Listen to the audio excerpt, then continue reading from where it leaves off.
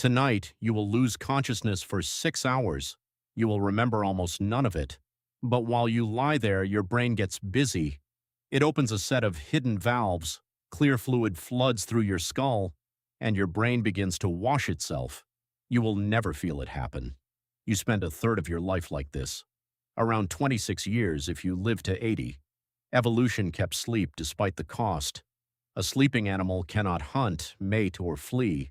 What could possibly be worth dying for? Every animal with a brain does it. Whales sleep with half a brain at a time. Some birds sleep while flying. Fruit flies die young without it. In 2012, neuroscientist Maiken Nedergaard found the machinery behind it. At the University of Rochester, her team watched sleeping mice. She named it the glymphatic system. It only switches on when you sleep. As the mice slept, their brain cells shrank by up to 60%.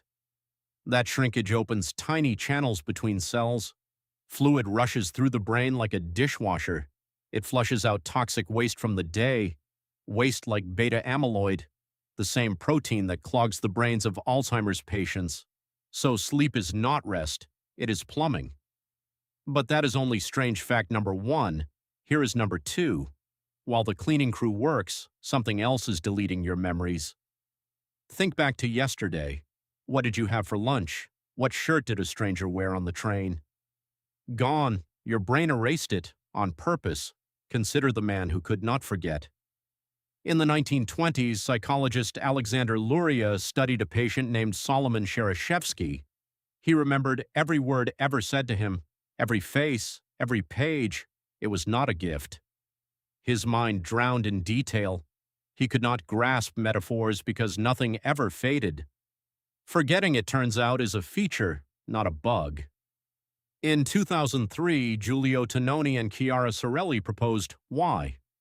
At the University of Wisconsin, they tracked what waking does to a brain. Every waking hour, your synapses grow stronger. New connections form all day long. By evening, your brain is loud and crowded. If nothing pruned it, learning would become impossible. So at night, your brain trims its own wiring. Weak connections get cut. Strong ones survive. The rest is sacrificed. Scientists call it the synaptic homeostasis hypothesis. In plain words, your brain downgrades most of your day. It keeps only the highlights sharp. And here is the uncomfortable part. Your brain does not ask your permission. It decides what to keep without you. Jan Born proved this at the University of Tübingen. He had people memorize word lists before bed. Then he tracked their sleeping brains overnight. Memories tagged with emotion were strengthened. Neutral ones quietly disappeared. Your brain keeps what feels important. What happens to the rest? No appeal, no archive. Your brain is a ruthless archivist. It would rather lose a day than drown in one. Roughly a third of your day never makes it into long-term storage. 2 hours of your life deleted nightly. More if the day was dull. So what happens if you never sleep? This is where the story turns dark. In the 1980s, Alan Rechtschaffen ran a brutal experiment. At the University of Chicago, he kept rats awake by force. When they dozed, a spinning disc forced them to move. Every single one of them died. Within 2 to 4 weeks, no food was withheld, no poison given. Sleep deprivation alone killed them. And decades later, we still do not fully know why. Humans have their own version of this experiment. It is called fatal familial insomnia, a rare genetic disease passed down through families. Once it starts, you cannot sleep, ever again. Just a countdown.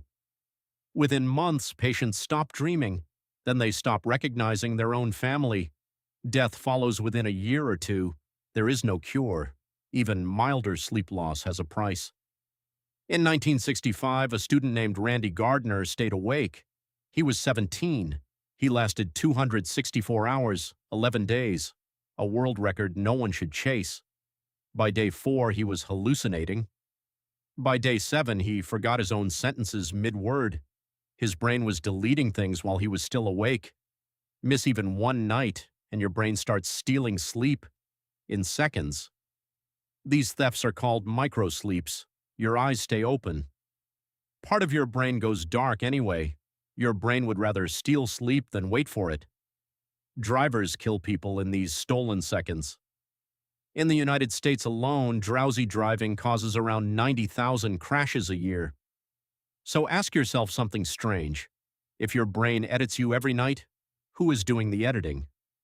Every night, a quiet editor sits in your skull. It rereads your day. It keeps the fear. It keeps the first kiss. It deletes the commute. It deletes most of the faces. And somehow you always wake up whole. And the you that wakes up tomorrow is a shorter version of the you from today. We treat sleep as lost time, 8 hours stolen from our lives. But the truth runs the other way. Sleep is not a pause in your life. Those missing hours are not a gap in your story. They are the hand that writes it. The person you call yourself is a book. And every night, something you never met cuts a chapter and keeps you worth reading.